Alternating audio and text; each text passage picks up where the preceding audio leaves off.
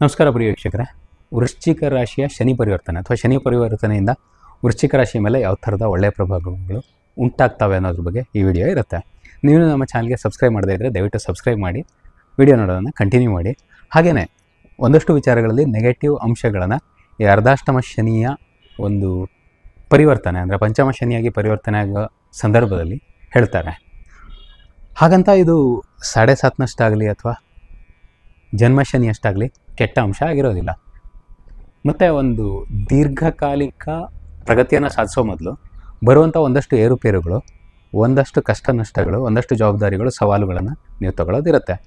ಯಾವಾಗ ಸವಾಲಿಗೆ ಒಬ್ಬ ವ್ಯಕ್ತಿ ಸಮರ್ಥವಾಗಿ ಉತ್ತರ ಹೇಳೋದಕ್ಕೆ ಕೆಪಾಸಿಟಿಯನ್ನು ಬೆಳೆಸ್ಕೊಳ್ತಾನೋ ಅದು ಆಗಿರುತ್ತೆ ಒಂದು ಪ್ರಗತಿಯ ಒಂದು ಮಹತ್ತರವಾದ ಹಂತ.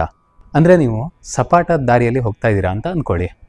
ಒಂದು ಹೈಟನ್ನು, ಒಂದು ಸ್ಲೋಪನ್ನು ಹತ್ತುವಾಗ ಅಥವಾ ಮೆಟ್ಟಿಲುಗಳನ್ನ ಏರುವಾಗ ಅಥವಾ ಏಣಿಗಳನ್ನು ತಗೊಳ್ಳುವಾಗ ಮೇಲ್ಗಡೆ ಹೋಗಬೇಕು ಅಂದರೆ ಒಂದಷ್ಟು ಸವಾಲುಗಳು, ಒಂದಷ್ಟು ಉಸಿರನ್ನು ಜೋರಾಗಿ ತಗೋಬೇಕಾಗತ್ತೆ, ಉಸಿರಾಡಬೇಕಾಗತ್ತೆ. ಹಾಗೆಯೇ ಓಡಬೇಕು ಅಂದರೆ, ಫಾಸ್ಟಾಗಿ ಹೋಗಬೇಕು ಅಂದರೆ ಸಹಜವಾಗಿ ಒಂದಷ್ಟು ಶ್ರಮ ಇದ್ದೇ ಇರುತ್ತೆ. ಒಂದಷ್ಟು ಅನಾನುಕೂಲ ನಿಮ್ಮ ದೇಹಕ್ಕೆ, ಮನಸ್ಸಿಗೆ ಹಾಗೆ ಆಗುತ್ತೆ. ಈ ಆಯಾಸವನ್ನೇ ನಾವು ಕರಿತೀವಿ ಪಂಚಮ ಶನಿ ಅಂತ.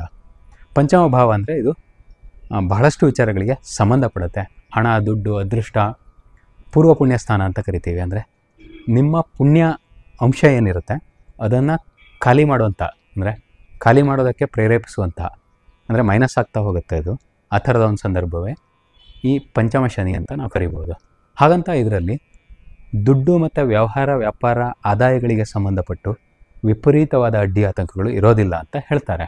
ಹಾಗಿದ್ರೆ ತೊಂದರೆ ವಿಶೇಷವಾಗಿ ಯಾವುದ್ರಲ್ಲಿ ಬರುತ್ತೆ ಅಂತ ನೀವು ಕೇಳೋದಾದರೆ, ವೈಯಕ್ತಿಕ ಸಂಬಂಧಗಳು, ವಿಶೇಷವಾಗಿ ತಂದೆ ಮತ್ತು ಮಕ್ಕಳ ಸಂಬಂಧ, ಅಂದರೆ ನಿಮಗಿಂತ ಕಿರಿಯರು ಮಕ್ಕಳ ಜೊತೆಗಿನ ನಿಮ್ಮ ಸಂಬಂಧನೇ ವಿಶೇಷವಾಗಿ ಅಪ್ಲೈ ಆಗುತ್ತೆ.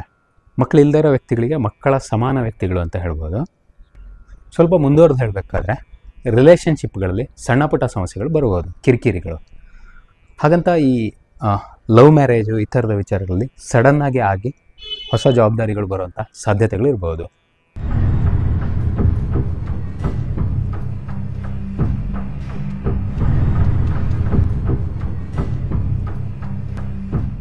ಇನ್ನು ಹಣಕಾಸಿನ ವಿಚಾರದಲ್ಲಿ ನಾನು ಮೊದಲೇ ತಿಳಿಸ್ಕೊಟ್ಟೆ ನಿಮಗೆ ಯಾವ್ಯಾವ ರೀತಿಯಲ್ಲಿ ಯಶಸ್ಸನ್ನು ನೀವು ಸಂಪಾದಿಸೋ ಚಾನ್ಸಸ್ ಇರುತ್ತೆ ಅಂತ. ಬಟ್ ಈ ಯಶಸ್ಸು ಫಲಪ್ರದ ಆಗೋದಕ್ಕೆ ಸ್ವಲ್ಪ ಟೈಮ್ ತಗೊಳುತ್ತೆ. ಅಂದರೆ ನೀವಿನ್ನು ಇನ್ವೆಸ್ಟ್ಮೆಂಟ್ ಫೇಸಲ್ಲಿ ಇರ್ತೀರ, ಅದರಲ್ಲಿ ಪ್ರಾಫಿಟನ್ನು ತಗೊಳ್ಳೋ ಫೇಸಲ್ಲಿ ಇರೋದಿಲ್ಲ. ಅಂದರೆ ಹೆಚ್ಚು ಶ್ರಮವನ್ನು ಹಾಕ್ತಾ ಇರ್ತೀರ. ಶ್ರಮ ಹಾಕುವಾಗ ನಮಗೇನು ಅನಿಸುತ್ತೆ, ಬಹಳಷ್ಟು ಸಮಸ್ಯೆಗಳನ್ನು ಎದುರಿಸ್ಬೇಕಾಗತ್ತೆ. ಅಲ್ಲಿ ಬರ್ತಾವೆ, ಅಂದರೆ ಸಾಕಷ್ಟು ಪ್ರಶ್ನೆಗಳು ಉದ್ಭವ ಆಗ್ತವೆ, ಗೊಂದಲಗಳು ಕಾಡ್ತವೆ, ಉತ್ತರ ಕಂಡ್ಕೊಳ್ಳೋದಕ್ಕೆ ಆಗದೇ ಇರುವಂಥ ವಿಚಾರಗಳು ಕೂಡ ಬರ್ಬೋದು. ಸ್ವಲ್ಪ ಲೈಫ್ ಗೋಜಲಾದಂತೆ ಅನಿಸೋ ಚಾನ್ಸಸ್ ಇರುತ್ತೆ. ಅಂದರೆ ಇದು ಒಂದು ಇನ್ವೆಸ್ಟ್ಮೆಂಟ್ ಫೇಸ್ ಆಗಿರುತ್ತೆ, ಫಲವನ್ನು ಪಡ್ಕೊಳ್ಳೋ ಫೇಸ್ ಆಗಿರೋದಿಲ್ಲ. ಅಂದರೆ ಗಿಡ ನೆಡೋ ಹಂತ ಆಗಿರುತ್ತೆ, ಆ ಗಿಡಕ್ಕೆ ನೀರೆರಿಯೋ ಹಂತ ಆಗಿರುತ್ತೆ, ಆ ಗಿಡ ದೊಡ್ಡದಾಗೋದಕ್ಕೆ ಕಾಯೋ ಒಂದು ಹಂತ ಆಗಿರುತ್ತೆ. ಬಟ್ ಫಲವನ್ನು ತಗೊಳ್ಳೋ ಹಂತ ಆಗಿರೋದಿಲ್ಲ. ಆದರೆ ನಮ್ಮ ಪರಿಸ್ಥಿತಿನೇ ಆಗಿದೆ ಇವತ್ತು.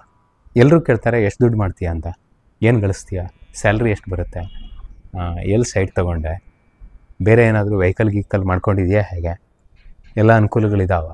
ಈ ಥರದ ಪ್ರಶ್ನೆಗಳೇ ಹೆಚ್ಚೆಚ್ಚು ಬರುವಂತಹ ಇವತ್ತಿನ ಒಂದು ಸಂದರ್ಭದಲ್ಲಿ ಲೈಫು ಹೆಚ್ಚೆಚ್ಚು ಮಟೀರಿಯಲಿಸ್ಟಿಕ್ ಆಗ್ತಾ ಇರೋ ಒಂದು ಪರಿಸ್ಥಿತಿ ಇರುವಾಗ ಇದಕ್ಕೆಲ್ಲ ಐಡಿಯಾ ಇರುತ್ತೆ. ಬ್ಯಾಂಕ್ ದರೋಡೆ ಮಾಡೋದೊಂದೇ ಐಡಿಯಾ ಆಗುತ್ತೆ. ಅಂದರೆ ನೀವು ದುಡ್ಡನ್ನೇ ಡೈರೆಕ್ಟಾಗಿ ತೊಗೋಬೇಕು ಅಂದರೆ ಅದೊಂದೇ ದಾರಿ ಇದೆ. ಐದರ್ ಬ್ಯಾಂಕ್ ದರೋಡೆ ಮಾಡಬೇಕು, ಎಲ್ಲೋ ಕಳ್ತನ ಮಾಡಬೇಕು, ನೋಟನ್ನು ಪ್ರಿಂಟ್ ಹಾಕಬೇಕು, ಈ ಥರದ ಐಡಿಯಾಗಳು ಮಾತ್ರ ಇರ್ತವೆ. ಅಂದರೆ ಫಲವನ್ನೇ ಡೈರೆಕ್ಟಾಗಿ ತೊಗೋಬೇಕು ಅಂದರೆ ಅದೊಂದೇ ಐಡಿಯಾ ಇರೋದು, ಸಿಂಪಲ್. ಅಥವಾ ಯಾರೋ ಫಲವನ್ನು ಮಾಡಿಟ್ಟಿದ್ದಿದ್ರೆ ಅದನ್ನು ಕದ್ಕೊಳ್ಳೋದು ಅಷ್ಟೇ. ನೀವು ಡೈರೆಕ್ಟಾಗಿ ಫಲವನ್ನೇ ತೊಗೋಬೇಕು ಅಂದರೆ ಅದಕ್ಕೆ ಬಹಳ ಸರಳವಾದ ಉಪಾಯಗಳು ಇರೋದಿಲ್ಲ. ಸೊ ಆ ಪ್ರೋಸೆಸ್ ಕೂಡ ಭಾಳ ಕಾಂಪ್ಲೆಕ್ಸ್ ಆಗಿರುತ್ತೆ ಮತ್ತು ಇಲ್ಲೀಗಲ್ ಆಗಿ ಹೋಗಬೇಕಾಗತ್ತೆ. ಸರಿಯಾದ ದಾರಿ ಅದಾಗಿರೋದಿಲ್ಲ. ಆ ಥರದ ದಾರಿಗಳನ್ನು ನಾನು ಸಜೆಸ್ಟ್ ಮಾಡ್ತಾಯಿಲ್ಲ. ಬದಲಿಗೆ ಮೆಟ್ಲು ಹತ್ಕೊಂಡೋಗಿ, ಮೇಲ್ಗಡೆ ಏರ್ಕೊಂಡೋಗಿ, ಅದಕ್ಕೆ ಬೇಕಾದ ಟೂಲ್ಗಳನ್ನು ಬೇಕಿದ್ದರೆ ಬಳಸ್ಕೊಳ್ಳಿ. ಶಾರ್ಟ್ಕಟ್ಗಳೇನಾದರೂ ಇದ್ದರೆ ಯೋಚನೆ ಮಾಡಿ. ಆದರೆ ಈ ಸಂದರ್ಭದಲ್ಲಿ ಅಷ್ಟು ಸುಲಭದಲ್ಲಿ ಶಾರ್ಟ್ಕಟ್ಗಳು ನಿಮಗೆ ಸಿಗೋದಿಲ್ಲ. ಅಂದರೆ ಸುತ್ತು ಬಳಸಿ ಸ್ವಲ್ಪ ಮಟ್ಟಿಗೆ ಪ್ರಯಾಸದ ದಾರಿಯನ್ನೇ ನೀವು ಅನುಸರಿಸ್ಕೊಂಡು ಹೋಗಬೇಕಾಗತ್ತೆ. ಬಟ್ ಈ ಫೇಸ್ ಇದೆ ನೋಡಿ, ಈ ಷಷ್ಠದ ಶನಿ ಬರೋದಕ್ಕಿಂತಲೂ ಮೊದಲನೇ ಫೇಸ್ ಏನಿರುತ್ತೆ ನೋಡಿ, ಅದು ಭಾಳಷ್ಟು ಸಕ್ಸಸ್ಸನ್ನೇ ತಂದುಕೊಡುತ್ತೆ ಒಂದು ದೃಷ್ಟಿಯಲ್ಲಿ ಹೇಳಬೇಕು ಅಂದರೆ.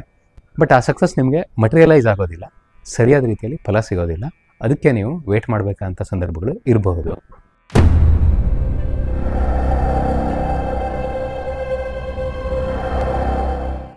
ಹಾಗೆಯೇ ಹಣಕಾಸಿನ ವಿಷಯದಲ್ಲಿ ನೀವು ಎಕ್ಸ್ಟ್ರೀಮ್ಲಿ ಕೇರ್ಫುಲ್ ಆಗಿರಬೇಕು ಒಂದು ಪೀರಿಯಡಲ್ಲಿ. ಆ ಪೀರಿಯಡ್ ಅಂದರೆ ಸ್ನೇಹಿತರೆ ಜುಲೈಯಿಂದ ನವೆಂಬರ್ವರೆಗಿನ ಅವಧಿ.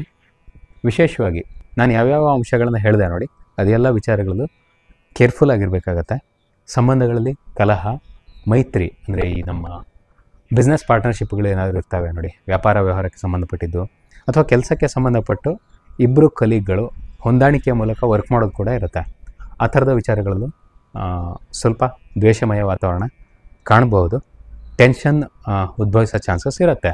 ಹಣಕಾಸಿನ ವಿಚಾರದಲ್ಲೂ ಕೂಡ ಒಂದು ಸ್ವಲ್ಪ ಹಿನ್ನಡೆ, ಸವಾಲುಗಳು, ಪ್ರಶ್ನೆಗಳು, ಗೊಂದಲಗಳು. ಇನ್ವೆಸ್ಟ್ಮೆಂಟ್ ವಿಚಾರದಲ್ಲಿ ಭಾಳ ಅಷ್ಟೊಂದು ಸೂಕ್ತ ಕಾಲ ಆಗಿರೋದಿಲ್ಲ. ಈ ಶನಿ ವಕ್ರನಾಗಿರುವಂಥ ಜುಲೈಯಿಂದ ನವೆಂಬರ್ವರೆಗಿನ ಪೀರಿಯಡ್ಡು. ನೀವು ಇನ್ವೆಸ್ಟ್ಮೆಂಟ್ ಮಾಡ್ತೀರಾ ಅಂತ ಅಂದ್ಕೊಂಡ್ರೆ, ನೀವೇನೋ ಒಂದು ಶೇರನ್ನು ಇನ್ನೇನೋ ಪರ್ಚೇಸ್ ಮಾಡಿದರೆ ಇನ್ನೊಂದು ಸ್ವಲ್ಪ ಕೆಳಗಡೆನೇ ಬರೋ ಚಾನ್ಸಸ್ ಜಾಸ್ತಿ ಇರುತ್ತೆ. ಕೇರ್ಫುಲ್ ಆಗಿರಿ ಆ ಅವಧಿಯಲ್ಲಿ. ಸೊ ತಗೊಳ್ಳೇಬೇಡಿ, ಇನ್ವೆಸ್ಟ್ ಮಾಡಲೇಬೇಡಿ ಅಂತ ಹೇಳ್ತಾ ಇಲ್ಲ, ಕೇರ್ ತೊಗೊಳ್ಳಿ. ಅಂದರೆ ಕ್ಯಾಲ್ಕುಲೇಟೆಡ್ ರಿಸ್ಕ್ ತೊಗೊಳ್ತಾ ಇರ್ತೀರಾ. ಕ್ಯಾಲ್ಕುಲೇಟ್ ಮಾಡಿದೆ ಅಂದರೆ ಕೂಲಂಕುಷವಾಗಿ ಕ್ಯಾಲ್ಕುಲೇಟ್ ಮಾಡ್ಕೋಬೇಕಾಗುತ್ತೆ.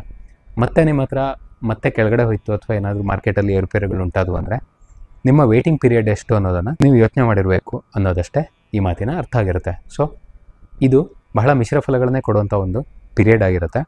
ಸಕ್ಸಸ್ ಸಿಗಲ್ವಾ ಅಂದರೆ ಭಾಳಷ್ಟು ಸಕ್ಸಸ್ ಕೂಡ ತಂದು ಕೊಡುತ್ತೆ. ತೊಂದರೆ ಇಲ್ವಾ ಅಂದರೆ ಭಾಳಷ್ಟು ಪ್ರಶ್ನೆಗಳು, ಸವಾಲುಗಳು ಕೂಡ ಉದ್ಭವಿಸ್ತವೆ. ಸೊ 50-50 ಅನ್ನುವಂಥ ಒಂದು ವಾತಾವರಣ ಇರುತ್ತೆ. ಶನಿ ಹಾಗಂತ ಮಾನಸಿಕವಾಗಿ ಗೊಂದಲಗಳು, ಟೆನ್ಷನ್ಗಳು ನಿಮ್ಮನ್ನು ಅಂದರೆ ನಿಮ್ಮ ಓವರಾಲ್ ಫೀಲನ್ನು ಹಾಳು ಮಾಡ್ತಿದ್ದಾವೆ. ಅರ್ಧಾಷ್ಟಮ ಶನಿ ಪರಿಣಾಮ ಕೂಡ ಅದೇ ಥರ ಆಗಿತ್ತು. ಅಂದರೆ ಮೆಂಟಲ್ ವೆಲ್ಬೀಯಿಂಗ್ ಅನ್ನೋದನ್ನು ಹಾಳು ಮಾಡೋ ಶಕ್ತಿ ಇದೆ ಶನಿ ಗ್ರಹಕ್ಕೆ. ಅದು ನಿಮಗೆ ಈ ಓವರಾಲ್ ಫೀಲ್ ಅನ್ನೋದು ಕೆಟ್ಟದಾಗಿರೋದ್ರಿಂದ ಪರಿಸ್ಥಿತಿ ಉತ್ತಮವಾಗಿಲ್ವೇನೋ ಅಥವಾ ನಾನೇನೋ ಬಹಳ ಕಷ್ಟ ಅನುಭವಿಸ್ತಿದ್ದೀನೋ ಅನ್ನೋ ಭಾವನೆಗೆ ಪದೇ ಪದೇ ತಳ್ತಾ ಇರುತ್ತೆ. ಸೊ ಕೇರ್ಫುಲ್ ಆಗಿರಿ. ನಾವು ಕೊಡುವಂಥ ಯೋಗ, ಧ್ಯಾನ ಆ ಥರದ ಸಲಹೆಗಳನ್ನು ಕೂಡ ಅನುಸರಿಸೋದಕ್ಕೆ ಪ್ರಯತ್ನ ಪಡಿ. ಆ ವಿಡಿಯೋಗಳನ್ನ ಕೂಡ ನೋಡಿ, ಅಲ್ಲಿ ಕೂಡ ಉಪಯುಕ್ತವಾದ ಅಂಶಗಳು ನಿಮಗೆ ಸಿಗ್ತವೆ. ವಿಶೇಷವಾಗಿ ನಿದ್ರೆ, ಮನಸ್ಸನ್ನು ಬ್ಯಾಲೆನ್ಸ್ಡಾಗಿ ಇಟ್ಕೊಳ್ಳೋದು, ಟೆನ್ಷನನ್ನು ಪರಿಹರಿಸ್ಕೊಳ್ಳೋದು, ಈ ವಿಚಾರದ ಬಗ್ಗೆ ಪರಿಹಾರಗಳನ್ನ ಕಾಣ್ತಾ ಹೋಗ್ತೀರಾ. ಸೊ ಇವುಗಳನ್ನೆಲ್ಲ ಮಾಡ್ತಾ ಹೋಗಿ ಅಂತ ಹೇಳ್ತಾ ವಿಡಿಯೋನ ಎಂಡ್ ಮಾಡ್ತೀನಿ. ಹರಿ ಓಂ.